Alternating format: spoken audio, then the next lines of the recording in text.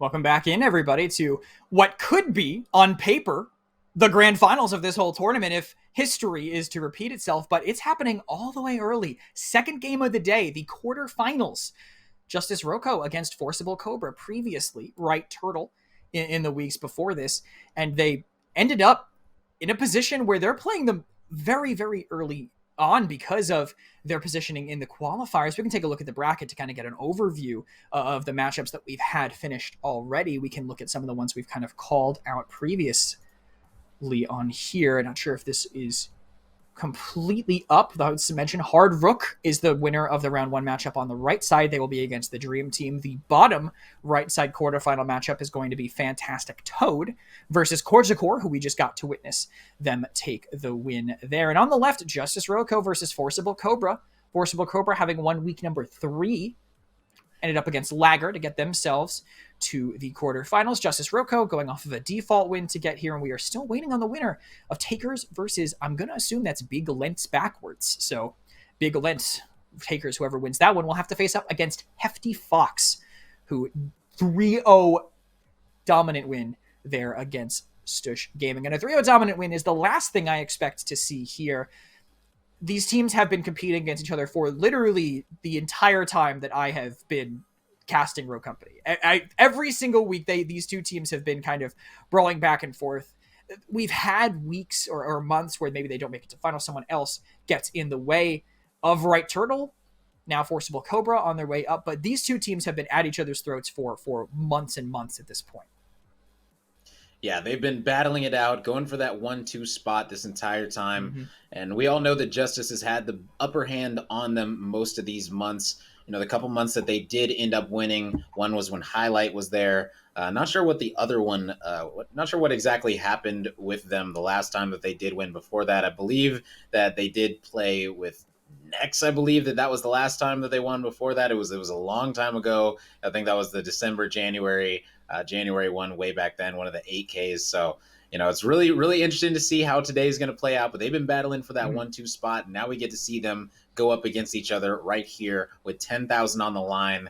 And it's the quarterfinals. Like you said, that loser's bracket is already looking very scary. And one of these teams is going to be going down there expeditiously. So this is amazing that we even get to do this on day one. Normally we get to cast this on day 2, you know, grand finals, things like true. That. But, you know, right now we're jumping right into the action. We aren't holding any punches. Mm-hmm. And the cool thing is that this is going to be Justus's first games of the day. You know, they did get a bye in that first round. Yeah. So they were able to watch Forcible Cobra. You know, they were able to watch them, see how they're feeling, see how they're playing, you know, see what rogues they're comfortable on, see if anything's any different. And, you know, may be getting the upper hand over them today. It's going to be very interesting to see.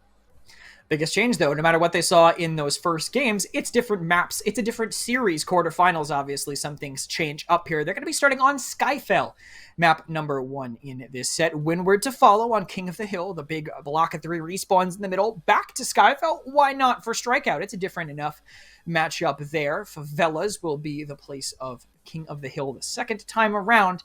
And then Canals, a very interesting map to watch, I think, with how teams kind of bait each other out, fake each other out. I've seen a lot of just glitches, crouch walking on different sides of the map trying to spot each other. I kind of fully expect to see that here with how this meta has kind of changed. But Skyfell is where our eyes go first. I keep hearing this, potentially attacker-sided map. It's easy to shove out teams on either side if you rush it hard enough. That mid control going to be so important for both sides. Do you have any, at least rogue or strat predictions heading into map number 1 from these teams? Coming into Skyfell demo, it's going to be a big question mark for me. You know, these teams are the setters of the meta. They are the teams that will do something new first, and then other teams will tend to follow that. They'll say, oh, wow, this worked extremely well against us, you know, and then they'll try to replicate that and do that over again. And Skyfell Demolition is one of those things where on offense, you have to be extremely coordinated in your aggression. And we've seen this team, Justus, be extremely coordinated in their aggression multiple times. And we've seen Forcible Cobra. They are the more passive team. They do want to take things a little bit slower and things like that. So I'm not exactly sure how this is going to work out for them. I do have a little bit of a bold prediction for the entire tournament, if you will. Oh, no. Please drop the hottest takes you have. Yeah, I told the players this last night, and they were all saying, you're bugging, you're tripping. And I was like, maybe. And I said, if they play each other in round two, my prediction is Okay. that it is going to be an 8-2 at worst if for the side of Justus in Demolition. It is going to be a Okay. 2-0 for King of the Hill on the side of Justus in King of the Hill. And it's going to be a 3-0 in Skyfell Strikeout. That is my bold prediction. I told them I believe if they play in Okay. round two, it is going to be a 3-0 sweep. And I also have a little bit of a friendly wager going on with one of the players. I said that I don't have Justus dropping more than 2 maps the entire tournament.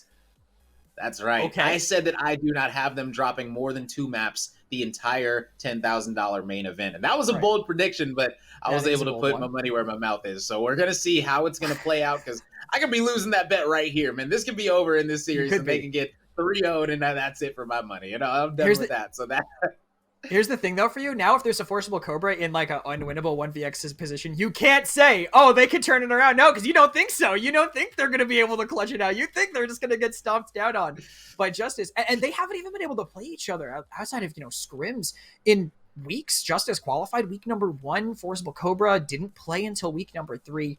So this is the first time they've really been able to butt heads in about a month since the both winners finals and grand finals of the previous main event. So it's been a while. Things have changed. The Kyoto job is in after the Switchblade update. Switchblade also now not available. So the little changes that happened from that.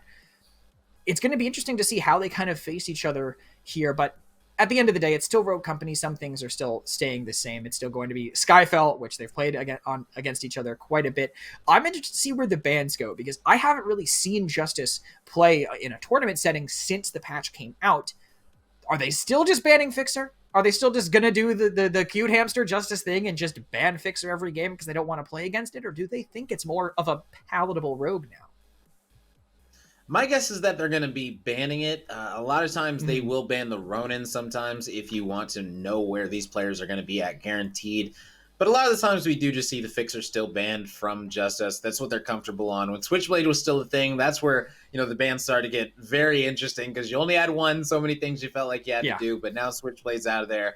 They're most likely going to be going back with the basic fixer ban that we've seen them do countless and countless times before. If it is switched up, I will be surprised. I will say that. But I won't be shocked. They're the best team in the game, and if they make a decision, I'm gonna stick by saying that they're probably no better than I do. So we'll see. We'll see how this thing goes. Yeah, and they'll definitely go unprepared. You mentioned this during our intro segment, but they've been grinding, right? I mean, you said Delena's been on it. They've been playing AIDS Inc. Right, has been playing on the official stream. They've been just putting in that time. And maybe is that, do you think, due in part to the maybe wake up call they had 2 months ago before their sponsorship, before they got picked up initially? Do you think they know now that the overall skill level of all the players in the game is kind of rising, and if they put in the time, they can stay on the top, but they have to put in the time? Oh yeah, and I believe that actually comes from Gronky. Gronky noticed, Mm-hmm. man, if we take breaks from the game, we get worse at the game. So he has been telling his team, look, guys, No we need to way. play the game. We can't just be confident that we won a bunch of money. We can't be confident with that. Mm-hmm. We need to grind the game. So he's been telling his teammates, look, I need at least 4 hours out of you every single day of Road Company this week. I don't even care. I don't care if you stream it, don't stream it. I need you in pubs for 4 hours, grinding the game, getting those mechanics down right, making sure you don't get rusty at all. And this is the most that I've been seeing this team grind the game. So I'm excited to hop into Well, this one. And that's the reason that my prediction is so bold. So we'll see. Well, we'll see if it pays off. We'll see if the hot take works out. It will be Skyfell for map number 1, not Lockdown, but we're heading in to that demolition here.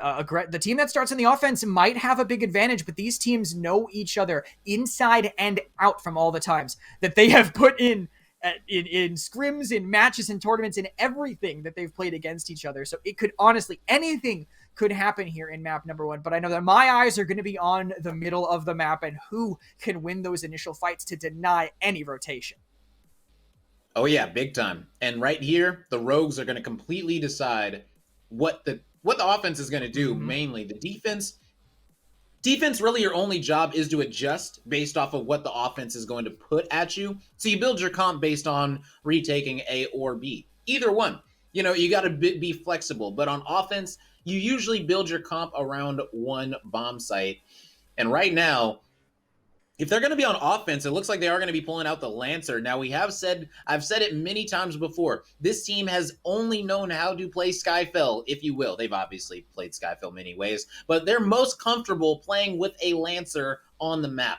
Lancer was not banned. I've said it many times before. If you're going to be going up against Justus, you ban the Lancer on this map simply because they are uncomfortable without a Lancer. But now, they got Frag on the Lancer, which is interesting. We've seen Delina on the Lancer. We've seen Gronky on the Lancer. And now we get to see Frag on the Lancer yet again. He played it in the qualifier. Some people thought, oh, maybe he's just vibing, feeling himself. But no, looks like he's pulling out here where it matters the most against a team that could easily take them out right here. We'll see how this is going to go down.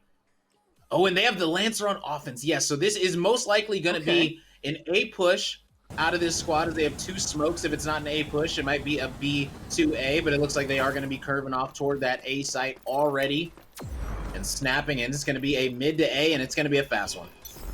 Yeah, and they already found MS immediately. Do they have the... They do! I was going to say, do they have the isolation on them? But of course they do, and they don't even get punished from the rotation around from A, so they can just stay over here and decide which way they want to go. It's only Slopodopolis stuck over by that A site, and they know, hey, we killed a player on the left. We heard 2 gunshots from the right. Let's take the 4 versus 1, and Slop is a great player, but it's a tough one to win, even with the halos. They could just jump right over, get this bomb down, and start this round off immediately, 4 versus 2. Yeah, and this was just not a pretty play. EMS was trying to take middle control, as you saw. And sometimes when you see the best player on the map, it's just best to go straight at them. If you see the best enemy team player, who a lot of people feel like is EMS, you just delete him from the map. You say, look, we're going to use all of our resources. A lot of times you like to see the molly saved, things like that for post-plant. No. Delina threw it directly at EMS on that barrier. He said, we are taking you out, we are pushing you, making you go to one side, and we're going to be deleting you. Back to the lobby. 5,500 for all 4 of you. See you in the next round. Yeah, and it was a dominant play. It was them knowing how important the number advantage just always is, right? Because you can just spend your resources on winning the number game. If you get a free pick like that, just go for it. I think it makes sense, and it was a very heads-up play by them. Delina, like this little rotation. Make sure that you mark someone on the right side of the map if that's the kind of information that you want. But they're already down Frag, who tried to run in. They have someone watching this crossfire. It's an even 2 for 2 now. But the players are just down on the side of Forcible Cobra, not out quite yet. Then he does get caught on this rotation, but Slap really cannot push this. Such a strong position to be standing in for him. Getting his healing back up here, forced him into the incense, jumping over to Leno. What a play against Slap, and now only Adalia, highlighted by Prosper, remaining, and not a lot of health left for him. They could just run in swinging fists and still end up winning this one. It looks like that might be what they try to do, but they go up with secondaries now. They don't reload the primaries, maybe. A bit of an eco play, and suddenly Prosper healing back up to Lena, sent running away. Prosper does not want to go too forward, though. I think he's just afraid of this one, but losing some intel, and Prosper, they didn't reload the primary. They jumped over, too focused on the kill. I thought there was no chance, but 1 HP is enough right there to turn it around. Oh, man. That is a choke right there. You know, Prosper, he has been called a top Dahlia in the game, if not the best, a top 2 Dahlia, simply because he is so good using this pistol in these pistol rounds. And right now, this is major, because now he's going to have lifeline and a gun. So he's going to be feeling very, very good as the Dahlia, and that is massive for the side of Forcible Cobra. Wow, that is a straight-up choke. If you are the side of Justus, you're looking at this saying, look, we messed up. And wow, we are going to have... And this is going to work. Wow, this is actually going to work. He's going to get immediately behind the Dahlia, take him out. He said, you're not doing what you did last time this time. And yeah, Frag is going to be taking out both of them as they met them with straight aggression. And that Dahlia is going to be down, though. Are they going to be able to revive the Dahlia? Yes, they are. They're also going to be down into Kestrel. And this round is almost over as soon as it started. And this does get one, and that's honestly just a pity kill, honestly. That's what it feels like at this point. He's going to fight Frag out, but he pushes a little bit too wide. Even if he had won that one, his trade was guaranteed, and that is a quick one for Justus. It was just a quick and quiet Lancer flank. It works. You go over the zip. If they're not watching it, you get it. It's a risky play, especially bringing the bomb with you over there, but They've shown Lancer as the bomb carrier twice in a row. I just don't think that Forcible Cobra was expecting them to send their bomb over the zip. Yeah, they definitely were not expecting that. It was a great call out of them if they know that only the Dahlia is playing there, if they know that the Dallas is going to be playing alongside A. All you got to do is push out B and push out that backside because they have no intel over there. And it looks like that's what they decided to do. And now they're going to go right back to their default play, which is this A push, pushing out this middle, playing for this player in EMS, getting control of this A site. And that's exactly what they're doing right now. As you see Frag on this Lancer, he's going to challenge the door. Right now, Gronky's going to be planting that bad boy. That is a beautiful plant. You can Kestrel it, you can molly it, and you can't do nothing without an anvil, and he's going to be taken out back to the lobby for him. And Spolza is going to need to rethink how he approached that window. One thing I love about watching these top row company teams play against each other is the decisiveness of all their moves, right? Like, there's no... They always know when they're going together. They always know where they're going ahead of time. There's no hesitation in that. There's no hesitating in what they do. They're calling it ahead of time. They know their strategies as they go in, and it is paying off for them as these rounds go on. That means that they know their post-plane holds too, obviously. You can see players just getting gunned down on their attempt to get in 3/4 of the way through the bomb, and it's only a Dahlia left, and they're going to hunt down Prosper. No chance of a miracle clutch this time. They're going to keep their primaries out, and they're going to get another round on the board. Yeah, and right now we're already seeing the reason that you ban Lancer against this team. I'm actually forgot what the ban was. What was the ban that Forcible Cobra decided to go with in this one? Are you aware off the top of your head? If not, it was Ronin and Fixer. It was Ronin and Fixer were the bans, and it was Ronin for Forcible Cobra because Justus just banned Fixer because they banned Fixer. Oh, as always. Yeah, that right there is just such a mistake in my opinion. If you have defense first, there's no point in banning the Ronin. Going up against an offensive Ronin is not that big of a deal, especially if you're going to have a comp like this. You would almost invite a Dahlia Ronin instead of something like a Dallas or a Kestrel that can get you off the bomb so easily. So very surprised about the Ronin ban coming out instead of the Lancer ban, as they've played them many, many times, and maybe they said, you know what, it hasn't worked, so let's go ahead and try something new, and we'll ban the Ronin in this Ronin meta. And right now, they're going to need to get this revive up, but Frag is going to be able to down slop. Is he going to be able to get two? Yes, he's able to get two. The battle of the Dahlia reses. Anvil gets up first. He puts the shield. And Frag going to be finishing him off. Wow. That was a beautiful pinch coming out of the side of Justus. Yeah, great near the end there. And I mean, 13 downs from Frag. I mean, what a performance. Maybe they just saw Frag playing the Lancer and they were feeling like, all right, maybe we can just beat Frag. Maybe we're not feeling like he's feeling on the Lancer. Obviously, they were wrong if that was the way that they were thinking, because he is dominating this game so far. 10 downs combined on the side of Forcible Cobra, not even touching what Frag has brought to the table so far. And it's really setting the pace for their offense because they're picking sides. They're feeling confident. I don't think Gronky rolls across that open space over there on the attacker side of B without feeling like they're going to win it, but maybe a little too confident. There goes the bomb out in the open because of an aggressive mid-push from Cobra.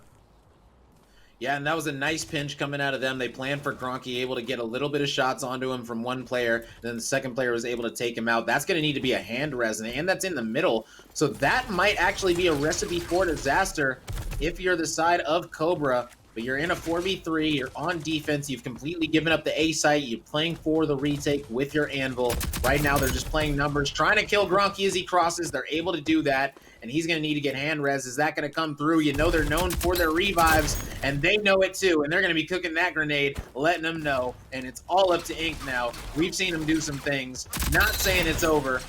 Wow, especially when you're beaming like that. Good Lord God Almighty, and he's going to go ahead and try to fake plant, and he's going to be baiting all these players to come on up. He's saying, come on over to dinner. It's time. You got to still beat me in a gunfight, and that's not something that is easily done, as this is the Ink who terrorized them in the finals of the last 10K, but they're going to not let him terrorize them there. And man, 13 downs for Frag already, man. That is insane. His numbers are climbing up. Even the rounds they're losing, he's still able to get these downs and help out his squad. But finally, a little bit of fight back from Forcible Cobra now, and you love to see it, able to get that initial pick, which was absolutely massive. If you're able to pick off the Lancer, guess what? It's essentially like you banned it. It's off the map. Simple as that. And they were able to win the round because of it. That and the fact that the Lancer was the bomb carrier and brought the bomb out into the open.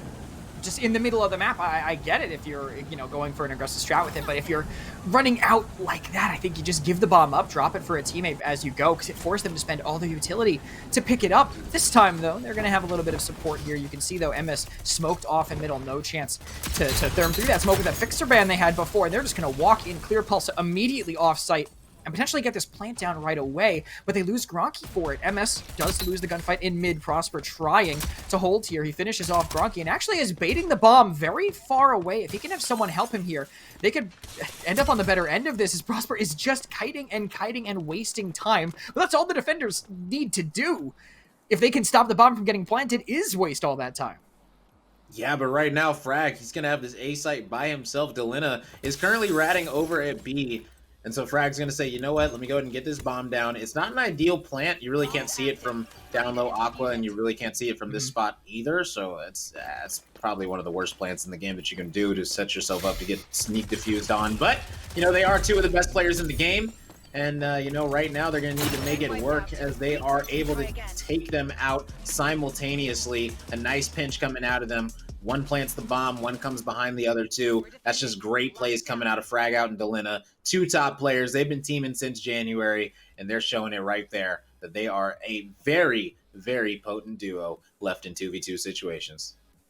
And a huge pincer at the end. I mean, Delina coming out from that long rotation, knowing that both players are probably going to try to take a 2v1, so the faster he moves, the more of an advantage that he potentially has. Even with the Anvil kind of struggling against the really aggressive pushes, they're still feeling like they want to bring it out themselves. Anvil in the hands of Ink Dallas, again mirrored. I mean, even when he wasn't being picked all the time, he was popular on this map still. And a Lancer and a Chalk. So a potential just absolute super aggressive composition from Forcible Cobra. They can pretty much run the map with it if they can find the right space that isn't being locked down by Justus. Yeah, and right here, they're almost copying the exact thing that worked against them, just trading in the Chalk instead, which I do like. I do like the play of trading in the Chalk. The Chalk able to give you a little bit more aggression on that offense, able to use those flashes to your best ability. But, the Anvil, Dahlia link, that is going to stop them from getting flashed, and it looks like they're going to be sending Anvil and Dahlia into that B site to counteract Prosper, who does currently have the bomb on his back. Emes going to be going down to Ink. Ink finishing him off, but he's going to get traded. My goodness. Gronky getting that full kill on Polza as well, and now it's a 2v4 just like that. That B push did not work out at all. And there's the difference between their holds on that point, right? They assumed they were going to run in that side, so they committed some people there. Slopodopolis actually making this potentially doable for them, but not with the complete collapse, only one player left. They were rushing in onto the Anvil the exact same way that Justus were doing. The difference was the C4 from the Anvil. It connects. The rest of them are there to peel for him as soon as they try to run over. They have those crossfires and those angles that maybe were not being watched as tightly as was happening from Forcible Cobra and the smokes that they had going in for Justus. That's because they did it later. Forcible Cobra maybe forcing that strat a little early.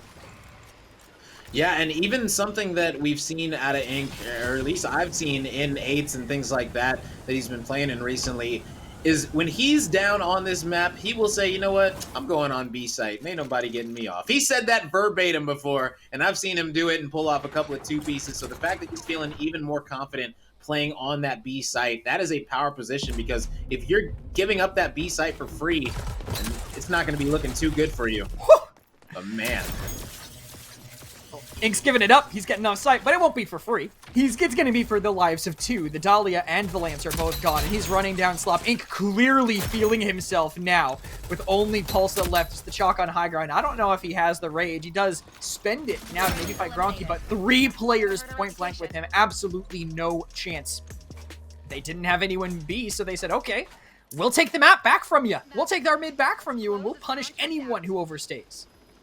Yeah, currently a 7-2 lead, and they are just enforcing their will on the defense. The aggressive defensive plays coming out of this Anvil Dahlia comp is absolutely beautiful. Delina is able to play that A side with that snap, making sure that they reveal the closest player. The only thing that they have to watch out for is that Lancer and her ult going long A.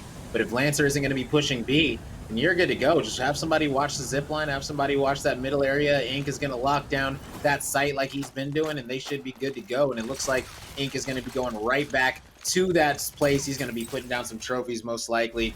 Maybe even not. Maybe he's going to be playing even more aggressive, man. Okay. Getting this super aggressive positioning for an Anvil. And he's going to say, look, oh, man, almost a nice C4 play coming out of him. The Dahlia res is coming out from both players, and he's barely able to live through that one. Anvil Shield going to be blocking off his left. My goodness, Ink is going insane. He manages to live somehow through it, but now we'll see if he can make good on the pressure they've made for him. Everyone just picked off one by one by Slop, but finally he falls to Ink, who rotates back away, but there's just too many people on the map for him to deal with. Forcible Cobra managed to hang on, kind of on the back of Slop. I mean, he's not having the best game, but that was the best round he's had in this set. Oh, yeah, big time. Slop looked very good that round, and he's going to need to keep that up for 5 more rounds if they're going to want to bring this one back. You know, you never say it's over until it's over. You know, I'm sure that Justus is looking at that very second round that they had, you know, that second round in the game where it was a 2v1 with the player 1 HP on site. They're going to look at that and say, you know what, we choked that one. You know, we choked that one. Aside from that, we feel like we should be up 8-2 right now. So they're feeling like they've only really lost a couple of rounds right here. So the confidence is definitely going to be there. But right now, EMS is definitely going to need to make some plays if he's going to want to win this one. And he wasn't really able to do anything with this middle push. So now it's going to be very interesting to see how this is going to work out. And that reveal did not actually get EMS. So right now, Delina doesn't know that EMS is closer than he currently is. So we'll see if EMS is going to be able to use that to make a play off of it. The Chalk does have the bomb, though. The Chalk is chilling at the statue. And right now, it's a stalemate, man. This is a good one. Yeah, they're just trying to set up, but Slop is just deleted frag out, hitting every single shot of the players trying to push him, and they get the bomb down in the open. It is literally just the Lancer. MS has no idea that frag is just sitting there ready to go. 18 downs for him at the end of that game. What a performance on Skyfell from Justus in general. Reed, I felt like they just read him like a book, man. All their attacks were perfectly finding the holes in their defense, and on the offense, they were crossfiring exactly where things were going. We'll see a little bit more of that, but really just, I think the better strategic Rogue company was played by Justus in this set, as we'll see in the replays.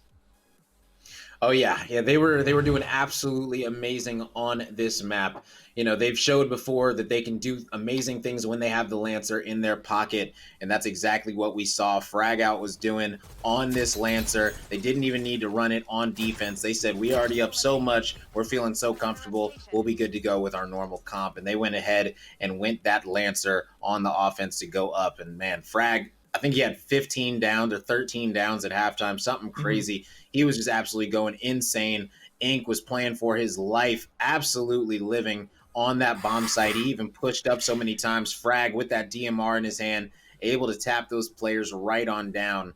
Just beautiful stuff coming out of him, man. Beautiful highlights all around coming out of these squads right here, man. Yeah, and both teams, I think, at least had moments where they were kind of popping off. So as we head into these respawns, which have in the past kind of leaned the way of Forcible Cobra, but Justus have kind of found themselves on these maps, I think, at least in the finals of previous events. So hard to say ahead of time who's going to win this, unless you're going with Rome's prediction, in which case this is going to be a very clean potential game for them. How far was you predicted like 8-2, right, on the initial map? Yeah. Or is this exactly? Okay. I predicted 8-2. So aside from that thrown round that they, that was a pretty thrown round. That's an 8-2 in my opinion. So I'm not exactly saying I'm wrong right now. I'm gonna be honest. I'm fine with my prediction. And you can blame yourself. They probably heard you say 8-2. They're like, yeah, okay, we are going to win this round. They ran in a little overconfident. Maybe you might have been inflating their egos a little bit heading into that. Yeah, maybe. I told both teams this last night, and they both didn't believe me. But it's looking like it might be the case, man. It's looking like that might be the case. We'll see how the Windward King of the Hill does go, because I feel like Windward King of the Hill is a good King of the Hill map for the side of Forcible Cobra, opposed to other King of the Hill maps. So we'll see if they're going to be able to carry that over. As this first hill is going to be an absolute war. It's going to be fighting for that scrap time, and we already know that C hill is the big money hill that these teams are really going to be fighting over, trying to win this map. That C hill is absolutely massive. Yeah, just the positioning you get for it and for the previous hill before. Like, it is just a brutal to push into when you have that locked down properly. So whoever can kind of make that shift early off of the B hill is going to be in a pretty solid advantage. Just the sightlines are huge there. We'll see who they end up wanting to bring into the picture here on this map. If Justus just continues to ban Fixer, if they think that they don't want to deal with it. And honestly, if Cobra just stick with the Ronin, you said yourself, you didn't really think that the Ronin was that big of a deal on that map. Do you think that it's big enough on this map to kind of want to repeat, even if it didn't necessarily give them the results that they wanted before? I'm really not sure. Windward King of the Hill isn't a big Ronin map for picking or banning.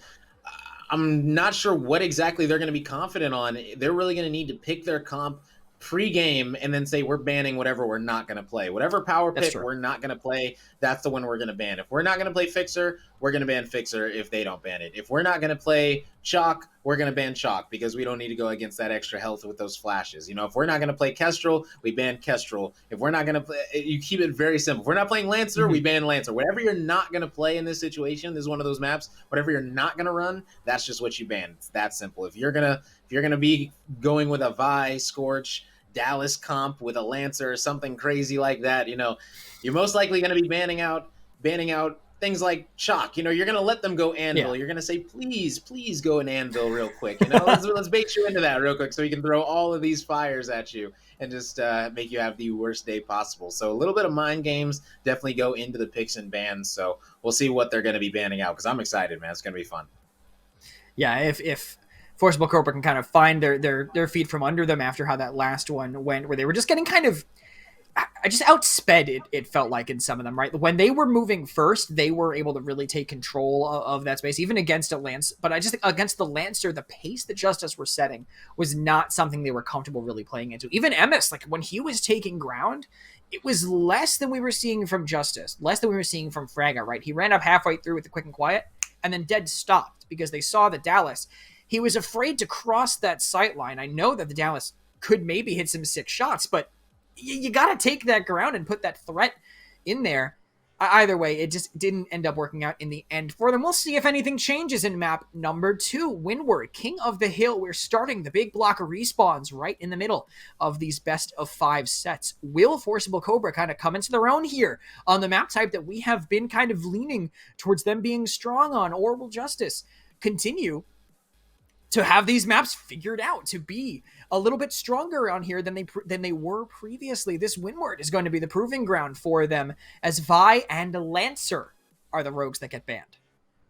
Oh yeah, so still a whole lot of power picks on the table. We got Fixer, we got Anvil, we got Scorch, we got Chalk, we got Kestrel, we got even Talon. There's a lot of things popping right now, and it looks like Anvil is going to be coming out on both sides. No Scorches right now are locked in. So whenever you ban a Vi, usually you will see that Anvil coming out. Now, we did see this happen on Icarus. It ended up not working out for the Anvil. And it looks like they're debating between the Anvil and the Dallas right now. EMS is hovering back and forth. It looks like most likely they're going to be locking in with this Anvil, and that's exactly what they're going to be doing. So we have a direct mirror match aside from a Talon for a Fixer. So one has intel, you know, one has the ability to have the ability to see through smokes, obviously, for those 6 seconds. Both have the Deadeye, though. Both have a C4. It's going to be very interesting. One has life drain. The other has life drain. It's going to be a very, very good matchup. Either way, Talon and Fixer are very similar, aside from the fact that one sees through smokes and one gives you a little radar dart. Those are the 2 biggest differences in them, obviously. But aside from that, they have almost the same kit. And I think, honestly, how they use these smokes on their takes is going to be really important, especially if they can bait out some utility to counter that, right? You see a smoke popping up, you're thinking, all right, well, they have a Fixer. Maybe you hear the therms, you're like, all right, I'll throw something at it. Maybe I'll waste something if you can bait it out on the flip side. I think how Gronky utilizes that will be important. Obviously, rolling out with the Deadeye, wouldn't really expect to see a tier anytime. Sometimes we see it, but I don't know if I'd want to run it on King of the Hill, even if Windward has big enough sight lines to maybe get away with it. But it looks like Forcible Cobra have the better side, maybe for Hill A. Already taking that cannon slot, playing fairly aggressively, but the 2 first picks do go the way of Forcible Cobra. Still with that cannon's control, and Gronky maybe overstepping now. Great hold here on this site early. And are they going to fight for the rest of this time on the hill, or are they already going to maybe try to shift away? Yeah, a lot of times people like getting control of those B spawns. And right now, it looks like that might be the case. It looks like Forcible Cobra might say, you know what? We have the lead right now. And we're also going to try. You see Prosper's already rotating over. They already have the old hill, and they're fighting for new as well. And it looks like Delena, he's going to need to rotate over, trying to get as many picks as he can. And it looks like he's going to go up top and try to pinch. Now, I do like this because they are going to be needing to get control of the spawns, as that is so important. They're already down 46. He's going to need to win this one. He's getting 2-tap, but my goodness, Delena was able to mow him down, but Slop was able to get his trade. Frag able to get another trade on the site. Emes going to be locking it down, needing to take Ink out, but that is easier said than done, as Big Daddy Ink is going to be on Big Daddy Chalk, and he's going to be mowing him down, taking him out. Simple as that, man. Pulsa almost honestly losing that fight against Fraga, but the rage is just so powerful as now Justus can start ticking away on this hill. Doesn't know that Gronky's there, but a huge upper position and flank from Emis to get some extra damage in there. Now Slop running into sight, doesn't down anyone. Delena finishes him off as they continue to rack it up. Prosper trying to force him out, but Delena is still holding strong. Down getting the next one, still kiting around, almost beating out Pulsa, honestly knocking him down to 44, but this hill will flip and things will start counting up once more for Forcible Cobra. I think they had a great side to start on here, but their proficiency on King of the Hill is definitely showing. Gronky, though, his proficiency with the Deadeye shows in return. 3 down quick as they start their rotation to the next. Yeah, and being able to take out 3 players is absolutely massive heading into the C Hill. Mainly because that means you're going to be able to get whatever spawns you want, which is going to be these backside spawns, making these players spawn all the way either coming from mid or coming from the right side. And it looks like he's going to be mowing him down. Gronky with the Maw, able to take out 1, but he's going to get traded out, sadly. And now this comeback is starting to be a little bit more realistic, as they brought this bad boy to within 10. And Ink able to take out 2. Frag takes out another on the backside, and that's another wipe, ladies and gentlemen. And this is the C Hill Power Hill, and they're making the most of every single situation. You said it yourself, it's the Money Hill, and they are making that cash on it, the tickets on it so far. Nothing they're doing right now is really dislodging them. It's all trades, which do not play in their favor with how far away the spawns are. But now an unanswered trade. Frag out down by Pulsa. Even with Gronky pushing on the flank, they have Pulsa for that next trade. But even with this, they're still not downing enough people to actually get into the hill. These 2 rapid-fire kills might be enough as they throw a C4 from a mile away. That won't find anyone. They get 1 more down, but still things are ticking up. That's just how hard it is to really knock them away. These Halos don't find much. They finally get the flip, but already players are shifting towards D. Gronky with the first here. 2 downs for the team, and they are going to be sitting pretty on this next hill with Slop pinned in the corner. Yeah, and right there, Gronky was debating on getting aggressive, but he said, you know what, I'm just going to stay in the hill, play my life. I'm going to let my teammate do that. He called him out for Ink, and that's what you do, man. If you got a player with 178 HP, all you got to do is say, "Sook him, boy," and he's going to pop that ult, go straight for him, and that's exactly what he did. He got the cross shots on him. Great stuff coming out of Ink and Gronky, man. That is the difference between the top teams and the lower teams. Is the top, some players in the lower teams, they might look at the player in that corner and say, "I got this," roll out, ego challenge, maybe lose the fight. He said, no, let me wait for my player that has a much better kit to take this player out, and that's exactly what they were able to do. Great stuff coming out of Justus right now, and they are making this B, C, and D hill absolutely theirs. As right now, they're up 60 points on this final hill, 15 seconds until we get to a sudden death. And Delena's turtle bunker in the corner made that so difficult. They had 4 players collapsing on the hill at the same time. And Delena C4'd 1 down, took the Halo drones, forced out resources that now they don't have for this next fight. Plus, they're not even touching. It's still ticking up. They don't even get in to touch this hill. And what started so good for them, a strong A hill, a good start to a B hill, just slips away. And they give it up to Justus, who get the first round here on King of the Hill. Fairly even until the end, but that C hill really just killed every bit of momentum that Forcible Cobra were playing with.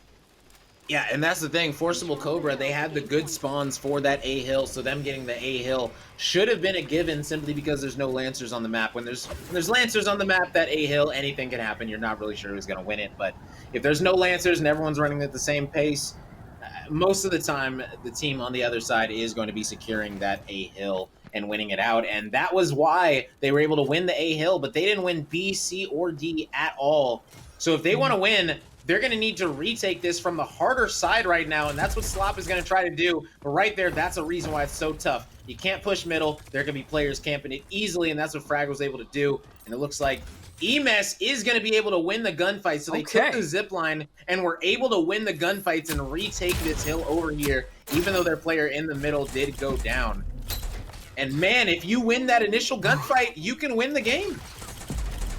Yeah, if you can play off that advantage. I mean, we've seen this advantage specifically slip away from Forcible Cobra, but they had the different spawns last time. That was a flipped map, and they've still managed to win with the disadvantaged side, but they're going to keep racking up this time. Obviously, Justus, I think at this point, is going to try to give it up, but they are still losing gunfights. Slop on the rotation finds Frag out. It's just Gronky holding close to Lena. And now Frag out just making it back here. Ink is going to try to play to catch this one rotation player, but Pulsa finds too. The Chalk just so good at finding these entries, or even the rotations as MS falls to him. They are still counting up here, but they're going to lose their presence on the B hill immediately and be forced to play another retake situation. Yeah, and they've been feeling very good heading into this hill. This was literally the exact same lead that they had at this exact same point last round. Yeah, so they're going to need to play out the rest of this hill, and especially that C hill extremely better. Yeah, it looks like EMS going crazy with the Maw, getting a 3-piece down. That's absolutely massive because now looks like that C hill setup is starting to come in, and if you're going to be giving up this much time, you're saying willingly, we're going to go down 100-0, but my goodness, that's a massive C4 from EMS. And, you know, even with that C4 back from Gronky, it looks like just that might have been enough to actually help them hold this, but they're giving away 20 seconds. The thing is, I don't know if they realize that Slop is on the flank in their back left. They know MS is below them, but Slop is now coming in and I think just challenged someone holding back there, but loses to Frag. So now MS going to have to push without any support from the back. Still manages to down Gronky. Will he find another? No. Frag out, holding on that low angle, does still win out there, and Pulsa now forced to push up front. Still, 99-5. But this is exactly where you want to be to potentially flip it as Gronky makes it back onto site, but loses his life in the process. Frag out, forced out. Elena still holding behind the shield. Pulsa could not pop the raid. Will have to use it to get a self-res here as they're not even getting anything ticking up. They're contesting it from the back, but Delena finds another, and now this defensive hold is working out for them, but they're still getting forced off and not able to get any ticks of progress. Yeah, and right now it's starting to look like a little bit of a comeback. You know, they do currently have this C hill right now. And if they're able to hold on to it, it looks like it is going to be a 25-30 point game. And that's a massive bounce nade, but that's a bigger trade from Pulsa as he's able to win that one. Now he's got to hold this one against Gronky and Frag. It's much easier said than done as they are going to be pressuring him, but he does have a little bit of help from Prosper. They're going to be able to down one, able to get two, and that's massive because now they're going to have to only get 20 points if they want to win this final hill. It's a huge start of a comeback from Forcible Cobra. They're going to get all the rest of... Well, they actually gave it up the rest of the garbage time on the C hill. D hill will be in the hands of Justus, but... I mean, it is a tall task here to hold on to it this whole time. They managed to do it for a bit last time, but they don't see MS coming up. MS and Prosper both swing in at the same time. That's 2 downs. Delena's bunker worked last time, but it won't work against the slow time that they have. They have time that they can play with. That is the advantage of that effectively gone as they're forced to stop gaining ticks. But Delena still manages to find Slopodopoulos. As they try to move in here, Ink popping the rage, wants to pressure out Pulsa. I think Flash is one. Obviously doesn't flash MS, but does flash. Pulsa here is forced on the low ground, tries to take the fight, can't track onto him with Frag out. Luckily, for their sake, will get the trade back. Now 70 ticks up. If they get all of these, they still don't have the win. They were going to have to hold on sudden death no matter what. Yeah, they're definitely going to need to take it to sudden death. If they were to get wiped, now would be the time if you were ever to get wiped, simply because you got about 20 seconds to get back onto the hill. So it looks like since they did get wiped, so that's exactly what happened. So now they're going to need to break this hill in the next 15 seconds and hold it from there on out. That's a big C4 doing 96. When a C4 does 96, you gotta push off of that. They're gonna be taking out Polza. 5 seconds left to get into the hill and bring back a 55-point sudden death. Here we go. And they're holding close. You can see Slop still on the fountain there, does get picked off. They're going to have to live with very few resources here to get one more kill. Delena doing so well on this anvil so far this game, but they're not ticking up. Finally, it will start moving here for them as Emis gets downed on the way out. They're getting plenty of kills, but they're going to have to stabilize through at least 2 more waves of attacks from Forcible Cobra. Maybe more if they go fast enough. C4, will it find someone? It does get Ink immediately, and they can frag as well. The resources that they have on the respawn is just too much to go through, but he brings himself back up, trading both of those back in return, but they're just not counting up right now. Again, the Semtex, more resources all in their pocket. Tulsa finds Delena. They rush in. Emis gets one with that Amalex at close range. Flashbanged on the found, but they have the trades. Frag out, holding on the right, does help them hold on, but they're just coming in bit by bit, trying to hold this, keeping it contested, so they're not getting anything. Frag out, I think, is their last member up, hiding behind the shield, and they finally find him to stop that round and turn it back around. Answering back with a strong performance in that round are Forcible Cobra. Justus, they held on, but not long enough. Yeah, Justus was holding on for life right there that entire time. That was so close. They were almost able to get back to the point in time to keep the sudden death going, but sadly, that wasn't able to happen. Man, that was almost a big comeback. That was almost a 65, 70-point comeback on the last hill. And those are the type of things that we love to see, man. That's where the $10,000 plays start coming out. We love to watch those, man. 1-1 heading into this final side. The better side is going to be Forcible Cobra, as they are on this defender side of the map. So they're going to be getting over here a lot quicker. Taking out that chalk already. And that's 2 players down, and they're already going to have control of the site. Now they just got to play for the Gronky and the last player, which is Frag on the flank. The Frag going to be taking out 1, taking out 2, not able to take out the 3rd. Trying to do as best as he can. Yeah, Delena manages to find him there, and now they're going to start ticking up here on what we thought was the worst side initially, I believe, unless their spawns didn't slip. So it's evened out. They're going to get probably these last 20 seconds of time, but they're going to have to set up for what's to come. They want to get on this B side. Already, though, 3 members of Forcible Cobra are on it and pushing up. Great timing from Pulsa. He has been a difference maker in this game so far, but Frag Out has been doing so much for his team, both on map number 1 and this one. That's 2 for him in the pocket to take control back of this now soon to be the B site, but they just get flanked and wiped off the face of the earth. They are going to start ticking things up on B, and the ball is in Justus's court. Can they find a way back in? Yeah, and right now I'm looking at the spawns. It looks like they do have a little bit of a pinch going on, so they're able to down 1. Now it's just going to be all about how good of a pinch they are able to create. Oh my goodness, ducking and dodging the anvil bullets. Frag is going absolutely insane right now. Able to live with 13 HP, no stims left, but they're able to wipe a couple. And now, if they're able to add this 35 onto their 40, that's going to be a 50-point lead heading into the C Hill. You can already see Frag thinking about taking that zip line. Thought twice about it. He said, you know what? That didn't work out for me last time. Let me see if it's going to work out this time. He's going to resupply, getting those back, trying to use those stims, but that's not going to work out for him. So here we go now. Let's see how they're going to be breaking the C Hills. They still got 15 seconds before it even pops. Man, this is going to be a comeback if we're going to see it happen. For sure, if they can keep it held down. I gotta say, taking that zip and not taking that zip, that's the difference between feeling yourself too much and feeling yourself just enough, right? If you're feeling yourself too much, you take that zip and you die. Otherwise, you can maybe hold on here. Ink only gets 1 in trade trying to break into the C Hill. They have to break this down for Justus if they want a chance to, I think, keep this map, unless they can just have a really strong D hill performance, but they're just getting burnt down on the way in. This is why this is the hardest hill to play in and push. You're forced at a disadvantage against great cover that the members that are holding the hill can hang on to. And they get great intel. Emis sees the rotation all the way on the left from the player. They know the flank is coming, and they just keep trading positively in their favor. They're going to be in the lead if they keep this held down as strongly as they are. Yeah, they're going to be up 24 heading into the final hill.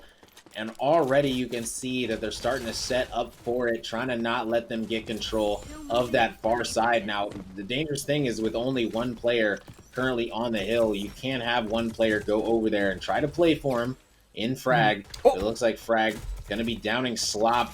That Simtex not going to be landing. Right now, Frag is trying to make sure he keeps control of this far tree side. Gets one down. It's a trade, though. Hopefully, for their sake, that is the player who might be looking for a rotation. You can see Prosper already ready to make a move over towards that D hill, and Ink is watching where he expects the players to be moving from C. They've lost the lead. Slop finds the first here, gets knocked very low, but forced back onto the nade is Ink. That's 2 for 1 in favor of Forcible Cobra, with Prosper going on a long flank behind them. I'm not sure if they're ready for this. He's trying to watch their spawns, but no one's there. Delena actually holding close in that corner, finding 2. That's the hero play that they needed. Can he find Prosper as well? Delena knocked solo from utility, uses the C4. That's 3 for Delena to hold on. Exactly what they needed here as he slows down Slopodopolis as well, but he's feeling himself. He's going to go for one more, and the Anvil is doing wonders on this D site. No shield needed, just the MLX and the C4, but they're finally starting to get pushed away as this score could not be closer. Yeah, and right now they're finally able to surpass them. Delena. And my goodness, Delena is absolutely going crazy on his Anvil right now. Gronky picking up the Maw himself. It looks like the Maw is a pretty preferred weapon. If they see it on the ground, these teams have been picking it up and picking it up quickly. This stalemate, they're just trying to keep them off of it. And this is massive from Delena to get this little corner. And we got 5 seconds until we got sudden death. And that shield is going to be a nice bait as Delena's tried to start shooting it. Not sure why. And now we got a sudden death, but they're going to get off of it. And oh my goodness, they stepped off. And just like that, Justus take out Forcible Cobra in the King of the Hill to go up 2-0. That wasn't even just a step off. That was a perfectly timed flank from Frag Out. I mean, he got 3 kills as that was ending, so he just swung in. Flawless timing. I was a little worried. I saw Delena not hold on. I was like, all right, maybe you want to not give up right away. You're giving them ticks for free by sacrificing that, but he made them run in. He made them feel like they could do more. Walked right into Frag Out's waiting hands, who had another standout performance on this map, which I'm sure we will see here through all of these replays. Justus giving up that round, but still swinging. Yeah, and right here, they were just absolutely putting it on him right here in every single way. As right now, Slop was just trying to do everything he could, man. But in this first round, that B, C, and D hill were just too much to handle. As Gronky, Ink, Frag Out, Delena were just absolutely on par with what they wanted to do on this map, especially in this first round. This second round was mainly when the A and B hill, especially the C hill right here, just got control of by Forcible so many times. And when you have control of that C hill and the B hill, which are considered the 2 most powerful hills in this game, it's not going to be pretty. And so that's why they were able to win that round. And it didn't even help that they were able to get that A hill time as well. So when they were able to get that A hill time on top of the B and C one, all they really had to do was do decent on the D hill, which is all they had to do, which was break it a couple of times. And that's really all they could do, because they almost lost that round as it was. That was almost a comeback, but you know, that is going to be a 2-1 lead for Justus Roco in the Windward King of the Hill. So a 2-0 series lead right now for them. Man, this one's going quick. They made it a 2-0 in the graphic just to go with your predictions initially. They wanted to make absolutely sure that you your hot take is as proven as possible, but it's a 2-0 for Justus. It is a strong performance by them. They didn't even have a chance to warm up. It's like I said, they're used to it, right? They've played in grand finals. They've had to sit through production telling them to hold on because everyone wants to get their eyes on Justus all over the time. They have had to sit there and be iced before, so they know how to come right back from it. And now that they're playing from a warm position, going back to Skyfell, a map where they were looking good, obviously very different game mode, very different map, but they're a team that have always played so tightly around their tickets and their lives. This game mode, out of the respawns, almost feels like it was made for them.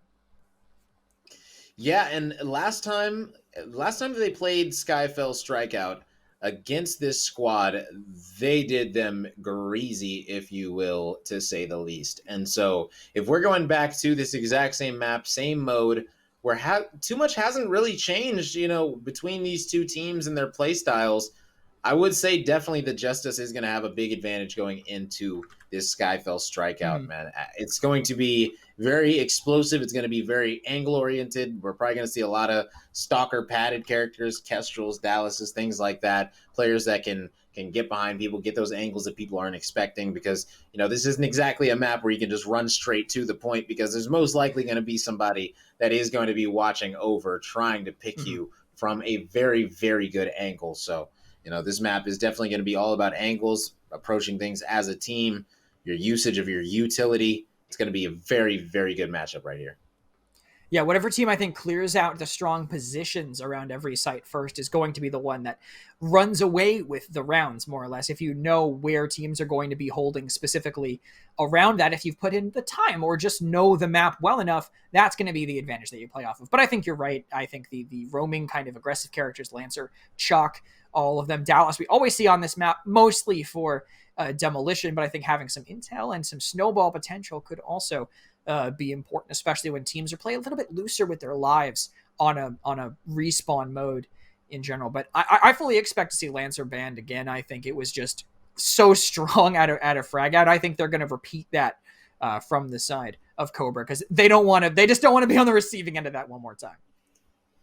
Yeah, that might be the case. If you're looking at this saying, oh, frag, you did pretty good when it was Skyfell demo, even though it's a different mode, it's the same map. So he might be still feeling extremely comfortable pulling out the Lancer on Skyfell. And in Strikeout, when you're playing for those tickets, having a Lancer that's flanking you all the time, that can be very, very frustrating, and can definitely get under your skin. So we'll see how this is going to play out, what rogues these teams are going to be banning, what rogues they're going to end up picking. It's going to be a banger, man. It's going to be fun. Is there anything that you think that Forcible Cobra can do to kind of fight back against what Justus have been doing? Or do you think there's even anything exploitable, or is it just solid good rogue company and they need to step it up? Yeah, Skyfell Strikeout is not one of those maps that you can sit here and pull out some different looking comps or things like that, or pull out the Phantom, things like that. Like we're probably not going to see anything like that here. We're probably going to see straight up gunfights with normal rogues and normal utility. I don't think that we're going to see an X Factor rogue coming out of either side right here. This isn't really a map where you can get cute on per se. Other maps you can. So, man, I'm excited, man. Let's go ahead and get into it. We don't have to wait any longer. Skyfell, map number 3. It's going to be the first strikeout and only strikeout of this set between these teams. They've played on it before, right when it was in that regular rotation. But again, Justus leading 2-0, showing that they can play respawn and they can still play their demos. What will change here on Skyfell, if anything can? We've already been here once. Can Forcible Cobra change how things have been going? And right now we're going to get into these bans first off. Looks like Vi and Lancer were those bans, so they said no, Justus is going to be the ones to ban it, which is interesting. Forcible Cobra are going to go ahead and ban out the Vi, so it looks like they are going to be very comfortable playing with the double intel around the Fixer on both sides. So on one side we have the Dallas Talon, on another side we have a Seeker Talon, and then we have Chalk and Kestrel for the aggression. Wow, this is interesting. 2 different comps built around a Fixer. We'll see who's going to come out on top. This is going to be extremely explosive, man. This is going to be fun to watch. For sure. I like the double intel on both sides. I think this is a map where you can get quite a bit of information from that. I like also having the Talon Fixer double C4 for anyone trying to kind of rat close to the point. You can clear them out pretty decently here. Still going to be the Deadeye, though. I always want to see the tier. It's just more exciting to watch, but I understand. You need the Deadeye. It's just consistent. It's sick. These players have been using it for so long. They're very comfortable with it, as everyone rides their hoverboards right out of the dropship. As we head into the first fight of this round, it's going to be the center site here in Strikeout. And a decent spread early. You can see Gronky going inside. He might get caught in a 2 versus 1. No one with him, and he's already been revealed, so he has to play slow. Maybe use his therms early as he puts down a smoke, and not spending it quite yet. He's at least slowed them down. They know they don't want to push it, but MS has them in response. He will use it, not see anyone, try to take the duel, end up winning it, but forced into a crossfire. Great angle played by Delena to make sure things stay even. Yeah, and right here, you cannot be getting... Wow! Wow! I was not expecting that to happen. Didn't even know that angle was a thing, but wow, Delena pulling things like that out, man. Those are the $10,000 plays right there. You'll love to see it, man. But yeah, when you're playing for these tickets, those trades and baiting your teammates, it can pay off extremely well if you're able to pick these players off. And right now, we already have a 4-life advantage for the side of Justus. And they just got to make sure this thing does not snowball to be even bigger than that. And they have great positioning, I think, right now. I talked about them needing to get rid of the power positions that they had. I think they know where they want to go, and they're taking fights in it aggressively. But Delena maybe not realizing the angles that they had on him, Ink trying to stop it, running in together, but they're throwing all of their lives away just for that, and they're going to lose the point. So they knew where they were, but they thought they could get a little cute with it. Like you said, that's not going to work on Skyfell Strikeout, so they flip the point, give up quite a few tickets. I mean, a whole team's worth of them, and now they're on the back foot trying to find a way in. Thought that stuck, actually went a little bit wide, so MS will live another day, but Frag Out won't. And they're going to have to find a way to continue with their surround game plan, one player down. Yeah, and right now they're feeling very good. I'm not exactly sure where this Talon Dart is positioned, but you can tell that they're using this Talon Dart to definitely get some intel on these players. Some big trades coming out there, though. And right now, EMS is going to need to win this one against Ink. Not sure where that smoke is heading to, but he's going to be getting taken out by EMS, and now they're down to 0 lives remaining. Okay, now correct me. Now I know you know the game better than me, Realm. By a long shot. So let me just make sure.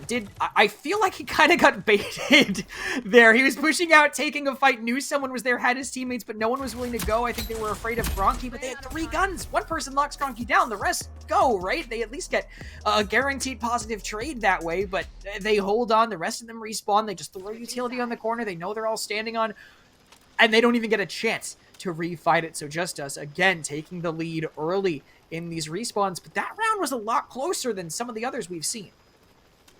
Oh yeah, big time. And even though it was a little bit close, you know, Prosper is going to need to step it up. Him and Pulls are sitting at 0 and 1 down.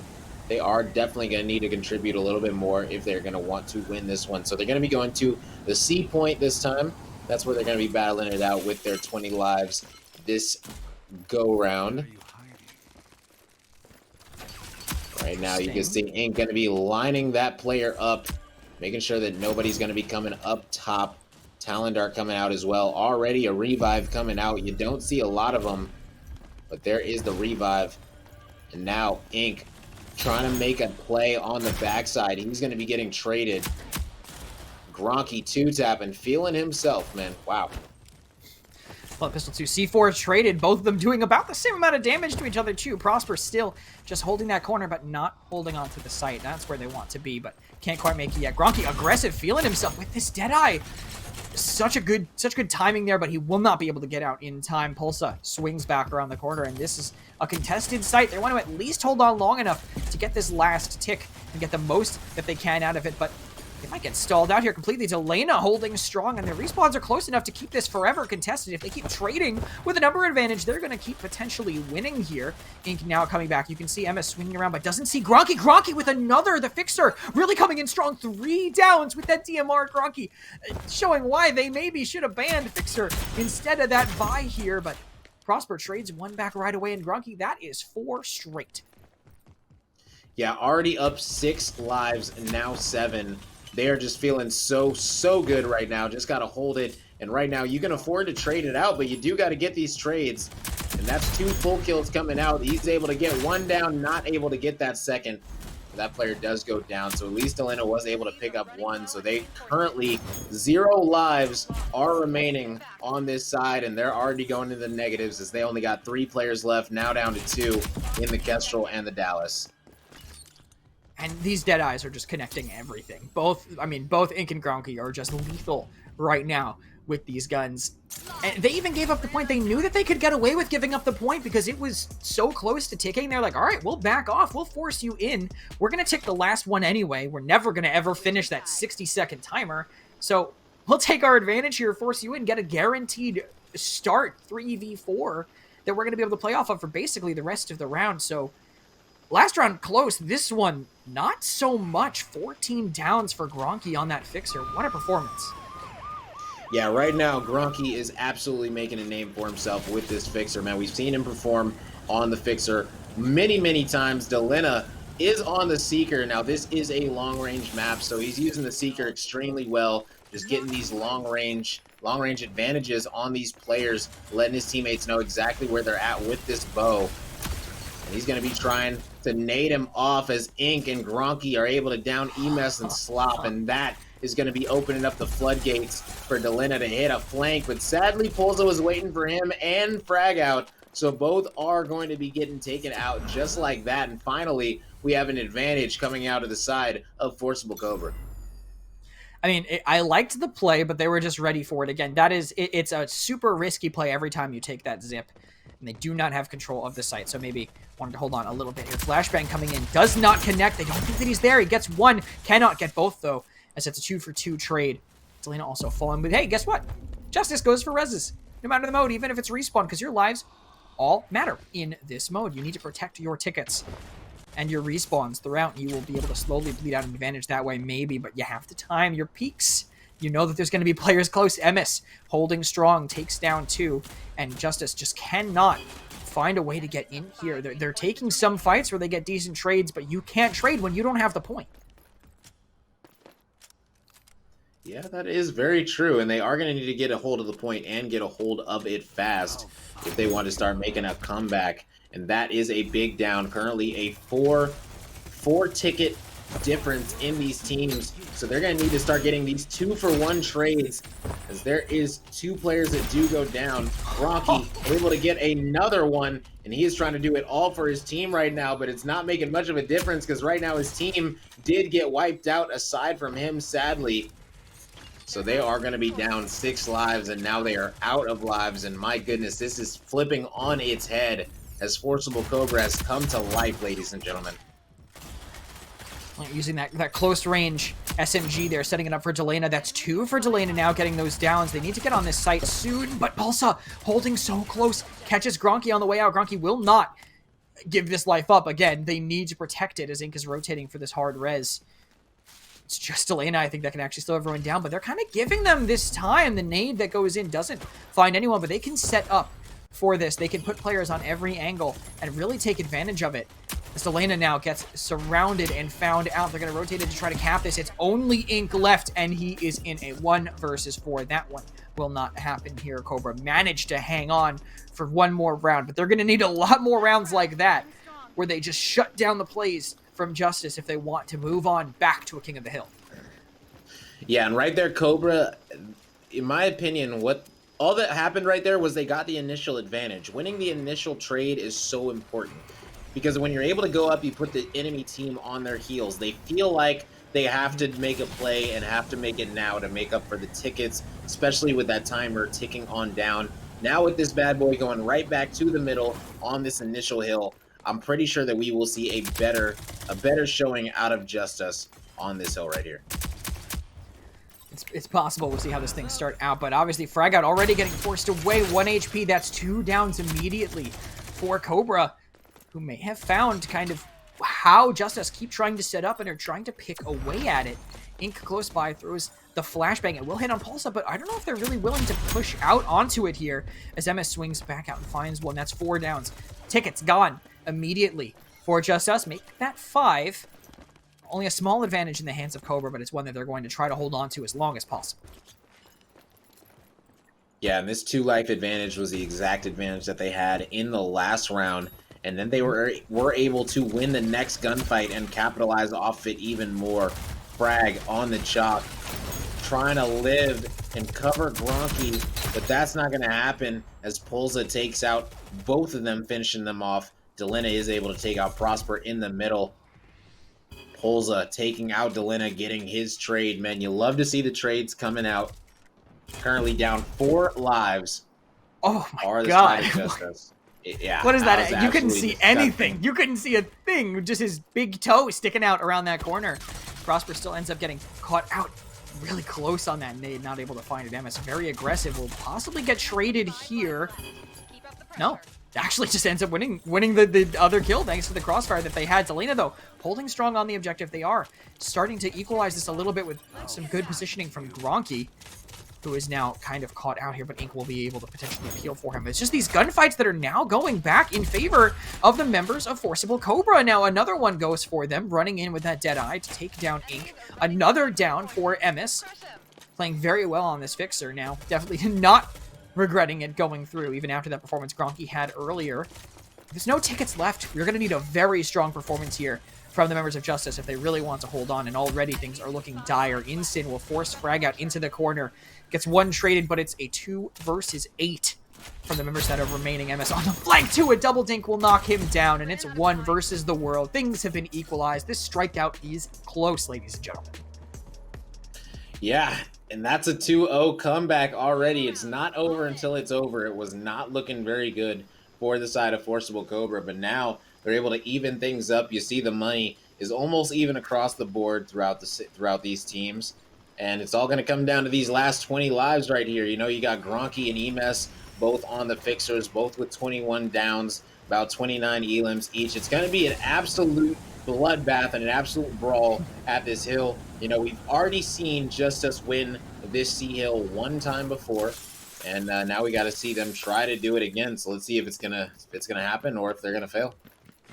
Yeah, they were very strong on this hill last time, so we'll see if anything changes. Flashbang kind of counters the reveal. It forces them back, at least, but Fragout pushes into 2 guns, both trained on his corner. This crossfire not enough to catch someone here, and already great setup from Forcible Cobra, trying to catch people on the rotations, knocking them down so low, as they're all now stuck in one little corner, hoping to play for their res, hoping to just not allow Forcible Cobra any further advantage. But they're not going to press for it. They have the point. They're going to have to force Justus to come to them.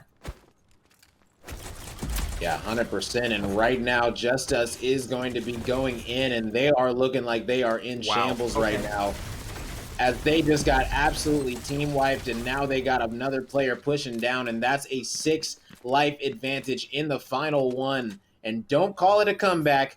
Don't say it's over yet. They were 1 round away from being in the losers bracket, and now they've brought it back, won 2 rounds in a row. And they're trying to win this next one as well. Currently up 7 lives. My goodness.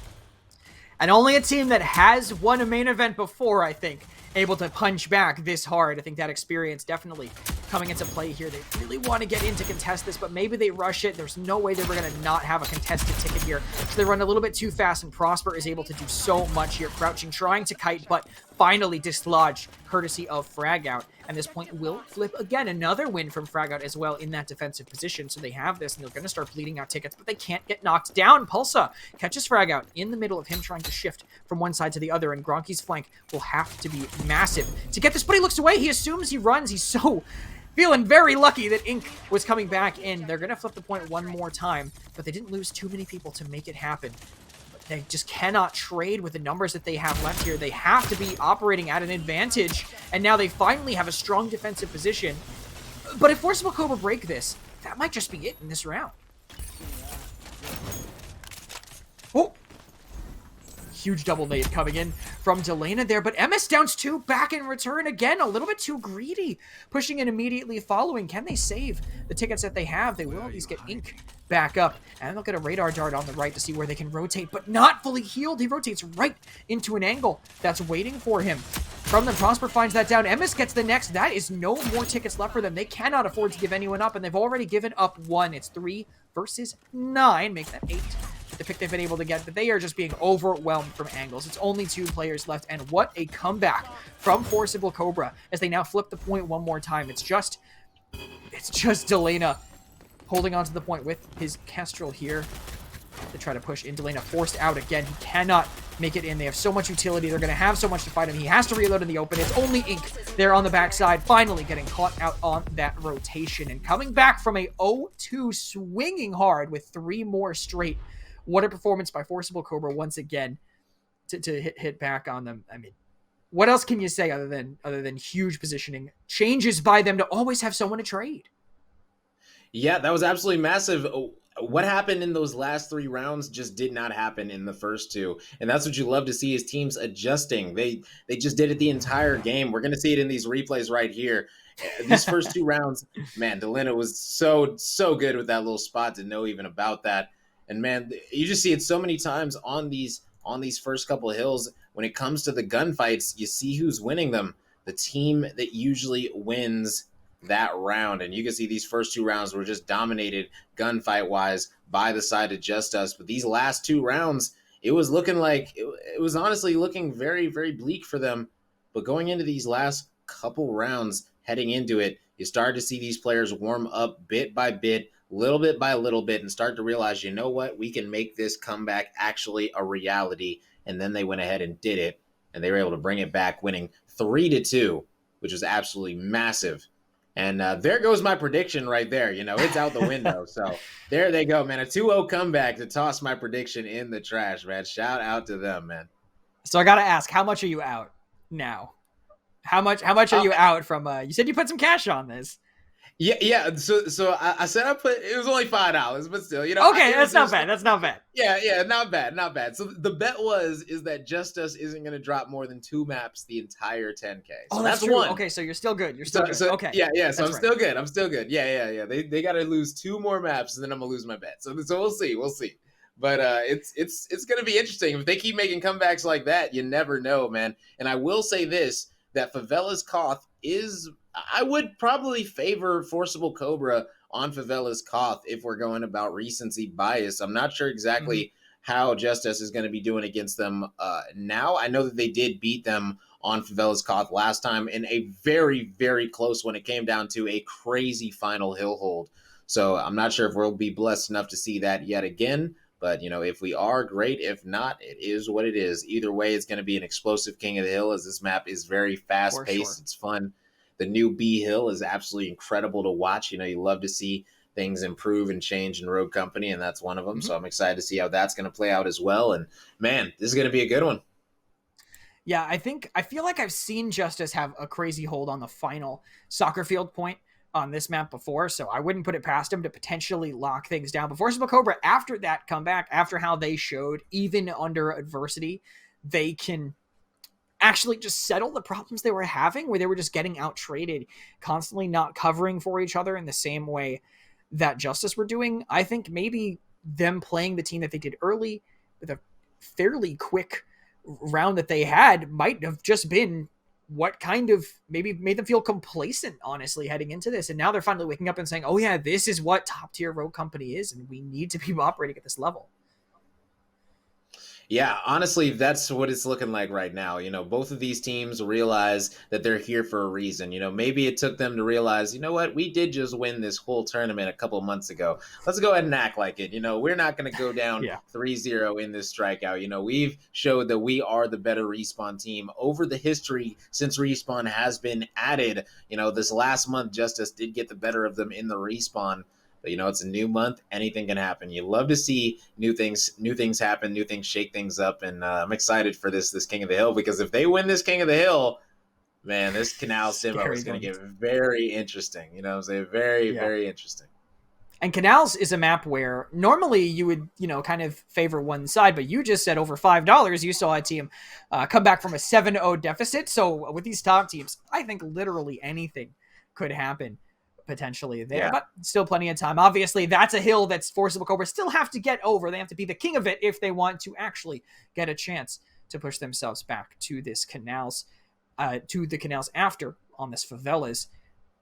Thinking about bans, I know that Lancer is probably going to end up back in that column, honestly. I feel like she's been very solid on this map in the past, but there is a lot of chaotic, kind of close fights here where she can potentially shine. Yeah, she definitely can shine. We most likely will see the Vi banned out yet again. Of course, we see Vi banned against Delina a lot. Delina, he loves playing Vi. He said it a million times. He's like, look, if anyone's going to play Vi, it's going to be me, because I'm going to play it extremely well. I know exactly how I want to play it. He sometimes he'll look at other people and say, you want to play Vi?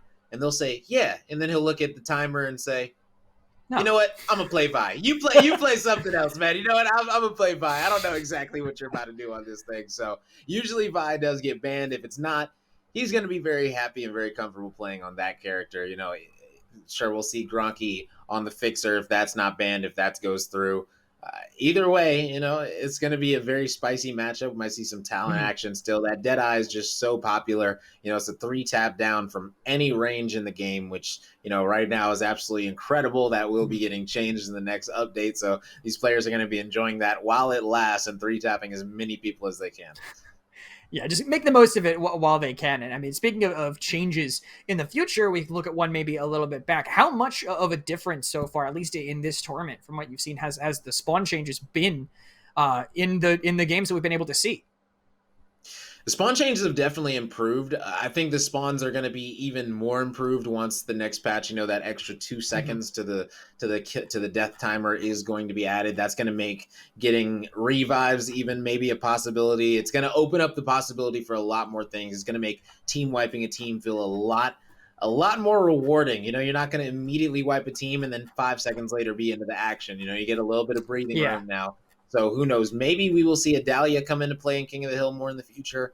Who knows, man? But the meta's always changing. Things are always changing. So with King of the Hill updating, who knows? Because right now we don't see revives like that unless we're going Dahlia Max, something like that. Yeah. We really don't see too many revives. I've also seen Dahlia Scorch Vi come out on Icarus simply because of the mollies and things like that. You can go the Dahlia Scorch with the Yep. Dallas, and then just go triple fire with 2 players that can just run inside of it. So there's always new metas, new things being tried. We'll see how these teams are gonna be approaching this map right here, because right now is do or die for these teams. If you're the side of Justice, you're looking at this saying no, we're not going to lose. Not this way. We're not going to get reverse sweeped. It's not going to happen. We're ending it right Yeah. here. We're not going back to demolition. We're going to end it right here on this King of the Hill. And they're going to try to put their foot down and let them know they are the best team and that they got to go on a little losers bracket run, man. They're going to try to let them know right here. Yeah, I mean, either of these teams in the losers bracket this early is scary, right? I mean, no one wants to be against either of these teams immediately in that losers bracket. I'm actually going to refresh the bracket and see if we've had any other changes, if we've had any quarterfinals or anything like that decided. I hear your mouse clicking. I'm not sure how much that's getting picked up from everybody else, but Hard Rook moving on. They're the first team to make it to the semis on their side. So we can actually, obviously looked at the winners bracket before. We can look at the losers bracket and see what games down there have already been decided. Lager moving on to losers round 2. I'm not sure who they're waiting for the winner of, but bad news. Roco is out. French X is out with Vives moving on. And now I'm still assuming that's Big Lent, just guessing because that's what it is backwards. It's the only thing that makes sense. Is going to be against the Dream Team, who just got knocked down there from the other team in response. Guessing from how Dream Team got knocked down, I'm going to assume that Vibes is waiting for the loser of this game. So I think that would make a bit of sense. But we can go back up and look at the winners bracket just to reconfirm what I've already said. Hard Rook is the winner of that game, so they will be in those semi-finals. Justus Roco, Forcible Cobra, the winner of that, will face the winner of Takers versus Hefty Fox. And Hard Rock is waiting for the winner of Fantastic Toad versus Cordial Corp, which should be a good game, by the way. Those two teams are playing right now. I don't know exactly how that one's going, but I'm sure that one might be one that actually goes on a while, just like the one we've been privy to for now. Oh yeah, this is going to be a good one. The loser of this does have to go against Vibes. It's looking like most likely, if the bracket is correct. You got to do a little bit of guesswork. We'll see exactly where these teams are going to be going down into the losers bracket. Where they're going to be filling out. But Vibes is not a pushover team. And I'm sure that they're going to be Absolutely looking not. and very hungry to take out one of these big dog teams that does get put into their lap. So I'm excited to see how this is going to go, man. Well, we'll find out exactly who their opponent might be if Justus ends up winning this one, because we are heading into map number 4. Justus leading 2-1. Forcible Cobra striking back on the strike out. Will they strike out here in map number 4? King of the Hill, Favelas. We've talked about the rogues we might be seeing here, but we are excited to see how Forcible Cobra, if they can keep up their respawn potential that they've had in the past. They just showed it map number 3. Can they continue it here in map number 4, bro? Yeah, and right now that Vi is going to be getting banned out as well as the Lancer. And my guess is that those bans are flipped around. That's going to be my guess, as most of the times Forcible Cobra has banned Vi against Justus in the past a multitude of times. So I would guess that is flipped around. But who knows, man? Who knows? Either way, anvils are going to be coming out. Fixers are going to be coming out. Kestrels are going to be coming out, and then we are going to have a Dallas chalk variation on each side. Okay. Interesting. Wow, Justus did ban Vi, just got word. So interesting Okay. that they're going to be vanning out something that they're very comfortable on. Not sure if they were trying to bait them into another ban or things like that, but that's a very interesting choice that they're going to be getting rid of it. Maybe they're going to be comfortable playing in this Anvil meta instead. You know, we haven't seen the Anvil meta a ton, usually because there is that Vi, Scorch, things like that, which the Mhm. Molly does directly counter that. So what are you thinking right now with these comps flying in? I don't know. I almost feel like I want to lean towards Cobra because I just really like the chalk there, and it looks like it didn't pay off. As the one team, must have been some issue with this set up for there, but we will get that lobby set back up in time.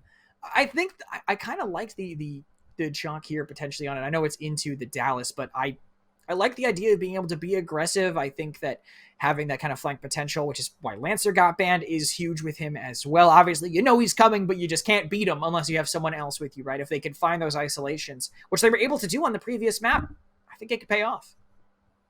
Yeah, 100%. Now, the Chalk, he does have to go against an Anvil. That Anvil is going to have Yes. that flash immunity. So that is going to be big. And the Dallas on the other side, he can molly everyone. So he's also got EMPs as well. So those pre-EMPs can be massive when you're looking to push a hill or keep a team from breaking a hill. You can EMP a door. That way anyone standing there, guess what? No utility going to be coming out of Mm-hmm. them. They're not going to be much help aside from just standing there unless they're going to win a gunfight. You know, simple as that, which we've honestly seen all these players are capable of doing. So I wouldn't really put Mm-hmm. it past them at this point. But either way, I'm kind of liking the Dallas play. I'm not going to lie. I'm liking the EMPs with the Molly. I'm liking that a little bit. But we'll see. That Chalk is definitely going Mm-hmm. to be a force to be reckoned with, especially once he gets life drain.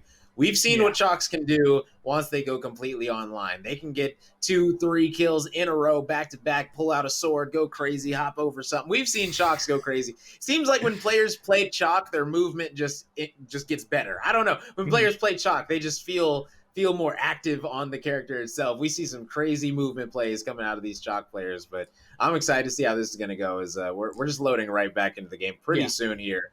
We just had a quick disconnect, so not too big of a deal. I honestly think that it's just they feel more confident to actually make those plays just because they have more health, right? They have that get out of jail free card, so they're just willing to kind of show it off. If you threw 175 health on a Dahlia, I feel like the Dahlias would be doing the sick movement plays too, right? They'd be dancing on you all game. Oh I yeah.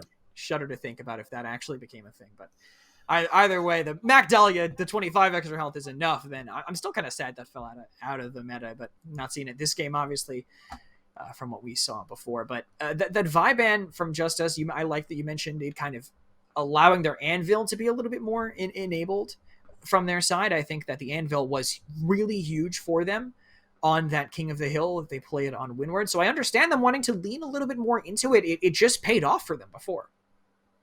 Yeah, 100%. And, you know, if you know that you're going to be going an Anvil comp, then you're not really going to be worried about those flashes and you're going to want to get rid of the Molly. But if you know you're going to be putting ink on that Dallas, you know, they almost baited them to go in and play Chalk. You know, it was kind of a good pick, in my opinion, out of Mm-hmm. them to do this ban. Maybe that's the reason why. We haven't seen Ink play Dallas. I don't think I've ever seen Ink play Dallas maybe ever. I don't know if I've ever seen him even played in a pub. So this is going to be very interesting. Kind of interesting to see what mastery he was on Dallas, but yeah, I guess we'll see when we load back in. As I'm assuming they'll be picking the same rogues, but regardless, I Maybe. do think this is going to be very interesting seeing Mm-hmm. seeing Ink on this Dallas for the first time. Yeah, Ink on the Dallas is interesting with Delana kind of having had that pivot. Do you think that them banning that Lancer to get rid of that from Frag or whoever would be playing it on there is worth it when you're giving up that Anvil kind of to them, which was such a problem for them before? Maybe it's really going to come down to these players' confidence and how they feel they're going to be able to play around it because they know better than I do. You know, all I can do is Mm-hmm. watch and you know give my 2 cents, but they actually got to step in the game and play around all Mm-hmm. this utility and all these play calls and things like that. So I'm sure they're just going to pick whatever they're going to be most comfortable with, and if they're most comfortable on the chalk in this situation, they're going to be on chalk, and that's why I'm kind of surprised that Justus didn't go chalk here, but I guess they were assuming that the Anvil was going to be picked. So it was a good play out of them, I would guess. But we've seen Mm-hmm. Ink on that chalk many times do amazing things. So especially on favelas, like we saw him on favelas in the 10K main event last time, and he was absolutely insane on chalk. You know, he was winning so many big engagements, so many two pieces and things like that on that final hill, that big old D hill. And, you know, right now is going to be a very important time because, you know, he's not on that rogue anymore. He's on Dallas. Let's see if he's going to be able to do the same thing or not. It's going to be fun.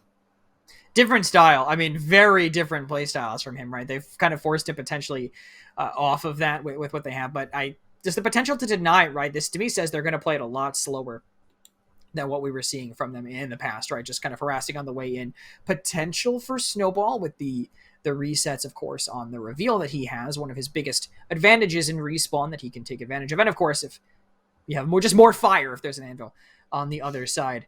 I will correct myself, by the way. I mentioned something in the losers bracket, and Blue has swooped in to make sure that I'm right about this. The loser of this game is going to be versus Big Meat Energy. So the loser of this will go back around to play them. Vibes will be playing the loser of Hefty Fox versus Takers. So whoever loses Big Meat Energy has a very difficult game ahead of them, especially after how they looked against Cordial Core. They were struggling on some of those maps, and then a top 1, top 2 team is going to be coming right back down at them as soon as they're ready in those losers. Yeah, that's rough right there. You know, going up against a top 3, top 4 team in your first round, and then going to losers, winning that, saying, okay, you know, we got top 12. Let's go ahead and keep this thing going. And then saying, ooh, now we got to go up against maybe the second best team in the game right now. That one is kind of a rough bracket, but look, if you're here, if you're in the main event, you were made for these moments. These are the moments you had to have been ready for.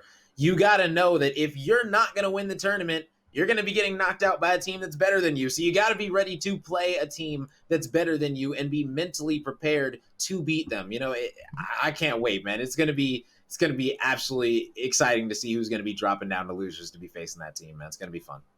Well, we won't have to wait too much longer, depending on who wins this map, because the map is ready for us to go into. One more time, Favelas, King of the Hill, map number 4. Saint is being covered, and that might just be a little gag there, and it's exactly what it was. We're going to see that chalk one more time. Anvil, Kestrel, and Fixer being hovered.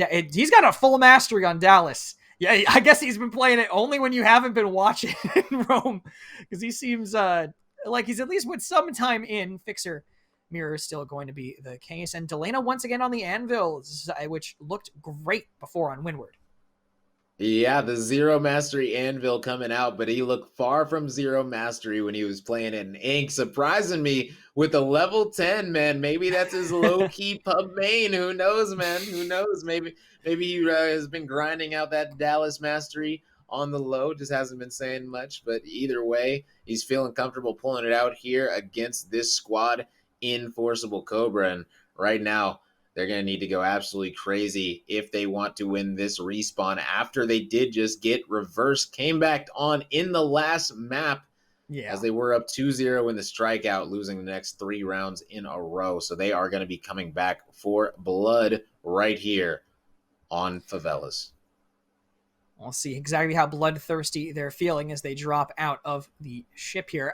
While I have a second, let me let you know, Cordial Core took down Fantastic Toad on the other side of the bracket. So Hard Rook versus Cordial Core is the other semi. The winner of this, moving on to see who makes it to their own semi, but 2 picks early, 3 picks early. A ton of damage coming in from them here. That's for everyone on the ground right away from Forcible Cobra. They're coming back on the other side, so if they don't get spotted, this could be an advantage to them, but just a dominant early fight coming out of Justus. Yeah, and good stuff coming out of them. A nice early break. Good trade from Ink on Prosper after he took out Gronky. Pulls is able to get the trade on him as well. Good trades coming out of these top teams, and that's what you love to see. That's how you know it's good gameplay, is when that kill feed is going back and forth. And right now, Prosper going to be pushing in, not able to win that one on Delena. And that means Delena is going to be able to hold this full hill. So they're going to be getting a nice 55-point lead heading into this second hill. And now this B hill is a power hill, ladies and gentlemen. So now we get to see how exactly they are going to be playing. Oh, yeah. Not like that. Yeah, that one is going to be hurting right there. Huge way wide rotation around from Ink to catch out Pulsa. That's a pick that they can maybe play off of, but Slop is in a very strong position. Shield now in his face. He cannot really challenge that quite yet, unless he rushed Shredder, which he might have, but now there's a smoke in the way as well. But still, anyone on the outside got punished and finished off. Gronky, though, with 2 down, still the 2 players, MS and Slop, that are holding strong on this. Delina, was he going to try to take a 2v1? He's going to take a 1v1 and just straight up lose it. Fraggot trying to come in, doesn't know that Slop is so close. Prosper will still fall, but they are still hanging strong onto this hill. Justus are probably just feeling good. They denied some ticks, and they're setting up for one more push, but they just keep trading, and they can't do it on the back foot. Yeah, and there is the molly that we talked about, and that's going to be able to get them off of that site. And now the question is are you going to be able to get back control of it? The answer is no, as Emes was still on it with low HP. Ink going to need to go crazy as he swings the corner, takes out Emes. Good plays coming out of him, so they're going to be getting this 10 seconds of scrap time, as we are going to be heading up into this mechanic hill. So it looks like this is going to be a nice 35-point lead for the side of Justus. Still have a shield to play on, too, so they can be feeling kind of nice about that one. Still playing back here, trying to fight them, taking... If he could just run away from this, he'll get that free reveal for his team, but that's a decent trade on players that were trying to do a long rotate, and that reveal ends up paying off. Gronky finds him from that high ground, and they are just locked in here on this C hill, counting up. Slop is close by, but needs his team here before he can really make a move. Yeah, right now, Justus is just locking it down. They're dodging C4s, playing smart. That's a good molly, making sure nobody can come in the door unless you want to take some damage. But Emes said, I don't care. And he just walked right through it, and that's a big, bold play. And those are the kind of plays you got to make if you want to break hills in a $10,000 tournament. And they are just holding them off as Gronky trying to come through the front yet again. It looks like Pulsa and Emes going to be taking out Gronky and Delina. Slopodopolis, 15 seconds left till this final hill. Currently down 40 points. Going to be moving into this final hill. Ink gets taken out by the early rotating Slop, but they've already got him to 1 HP, and they're about to get control of the site. Yeah, Slop getting knocked low, but look at this. The rest of the rotation actually gets burnt down on the way. They don't have control here. Slop gets forced to run out, still ends up getting picked, though, and that is a swing that is exactly what Justus needed. Prosper forced to sit in fire. That is 3 down. Delina, when he gets on a hill, it is hard to dislodge him, and he might be rotating at the perfect time here. Doesn't know that Emes is pushing him. Is there a crossfire there? It looks like there is. Gasset gets shot in the feet below the shield. Gronky is in a solid spot right now, and they are not counting up on this site, though. That even though they're winning some of these gunfights, they're not actually getting any time. Ink jumping up and down, trying to hide his feet. Emes finally will come around to get that C4 down, but Delina makes it back over. Will start counting things up, even with his entire team falling around. So right now, they are just trying to make this lead as big as they can. A big Deadeye 1v1. Gronky taking out Emes, not letting him get a peek. Did go down to 16, though, so you know that's going to get traded. But Frag is not going to let Gronky go into the night alone as he gets that trade on Pulsa. And now we got ourselves a nice little sudden death, and they're going to need to get onto the site if they want to make it happen. But no, they get bullied off, so that is not going to be the case. And Ink, good Lord golly almighty, as he has 13 downs, 20 elims to his name, and he is battling with Emes for the top fragger of this game, but his squad is victorious in the round, 1 round away from knocking them down to losers. And a perfect setup there. Once they had that settled, they knew where they were going to run from because they knew they were limited for time, so they just set up the blender and they ran right into it in that final fight. This first engagement last time was so heavily in the favor of Justus. What are Forcible Cobra going to change here? Justus, you can see, kind of changing up their pace a little bit.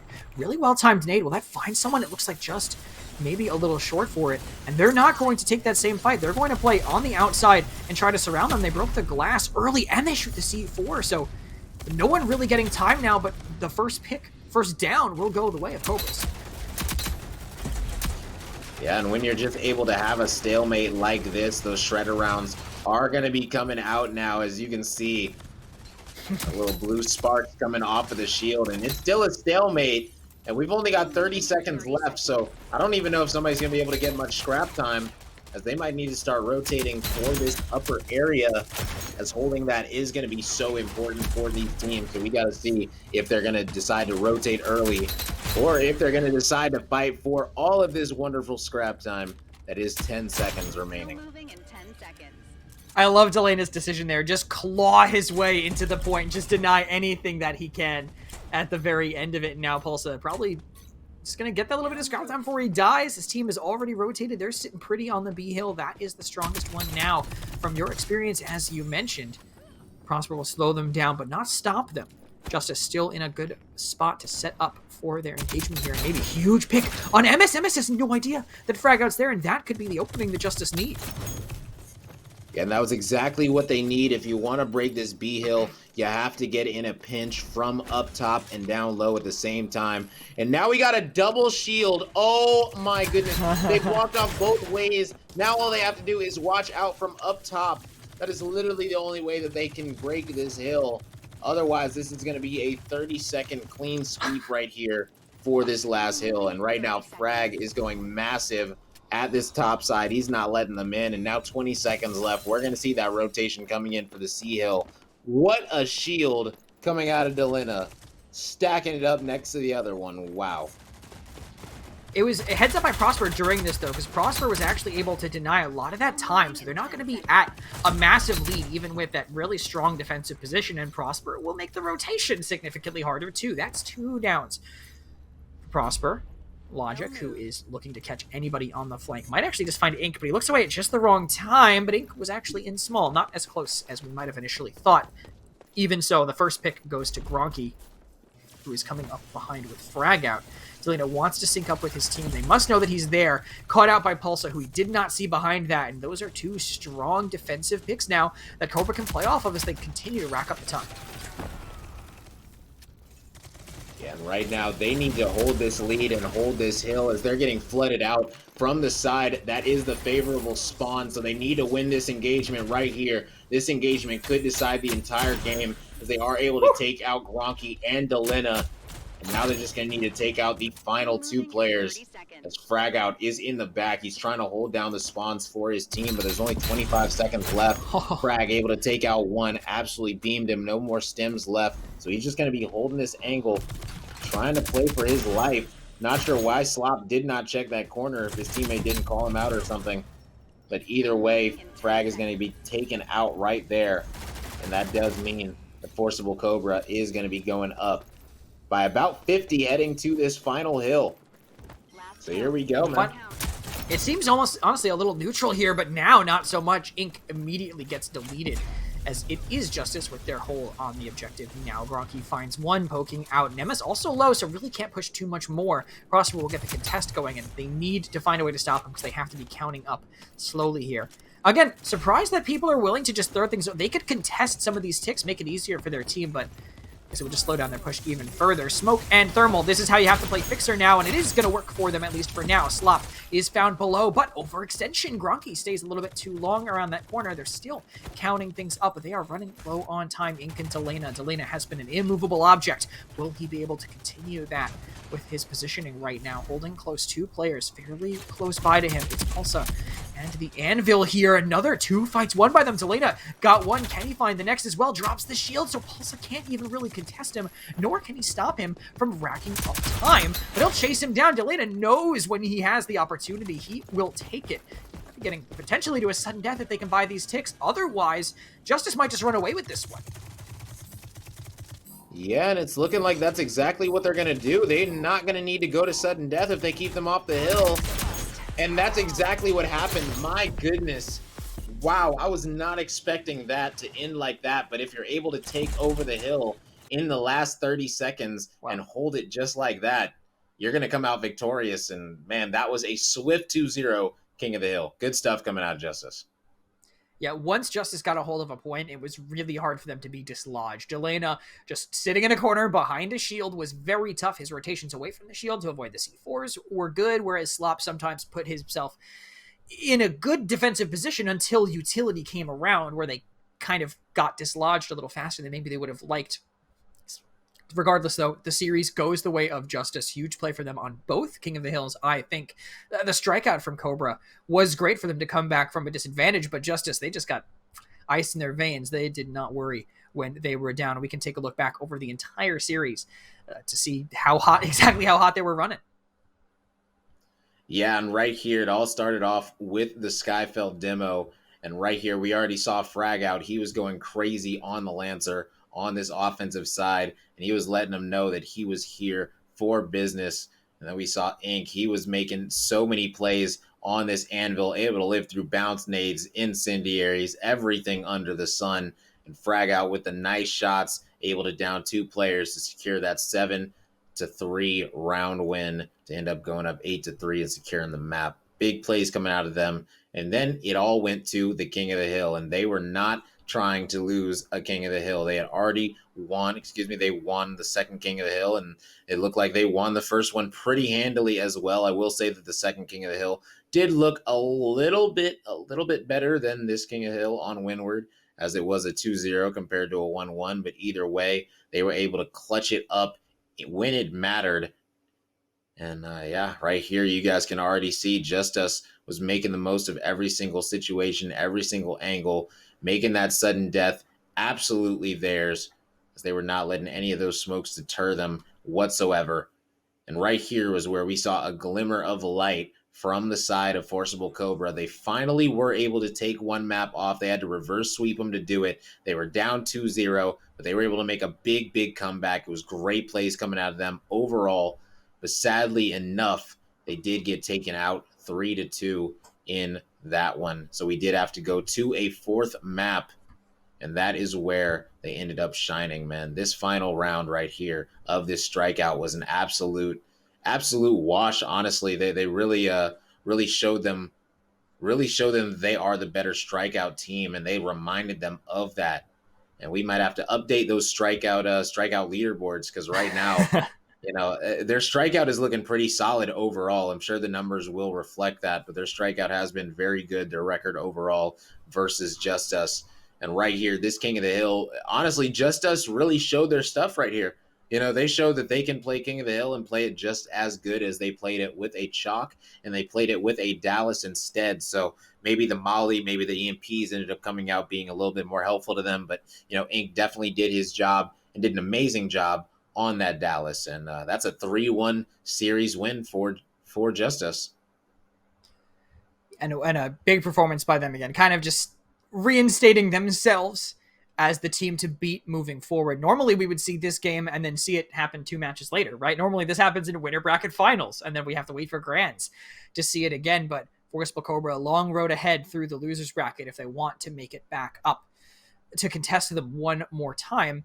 Assuming they make it all that way, of course, they still have a semifinal to go through, but surprised, still shocked to see this game happening so early. Forcible Cobra, they showed that they're not invincible. They took that strikeout. They came back from a huge deficit. So they clearly still have what it takes, but they have to find out how not to get kind of shaken by the way that they decide to hold defensively, it seems, because they're super aggressive on the demo. They know exactly what they're doing quick. And then as soon as they have a position in King of the Hill or strikeout or any respawn, they are just almost impossible to actually get out of there. Yeah, 100%. They were really doing a great job right there. These teams right here are the top teams, in my opinion, in the game this month. If we're looking at this month, those teams are the top 2 teams. And I believe that on that strikeout, they showed the reason that they are, because they can keep composed, they can come back, and now they got to make the comeback of a lifetime, because right now they're only top 12 secured, and they got to go through a losers bracket run to make it all the way back to grand finals potentially. That is going to be a war of a losers bracket. So man, good luck to them. Yeah, there's quite a road ahead for them, but there's a little bit ahead for us. We are going to be watching the semifinals after this. It's going to be Hard Rook versus Cordial Core. We're going to see how that side of the bracket is going right after this break.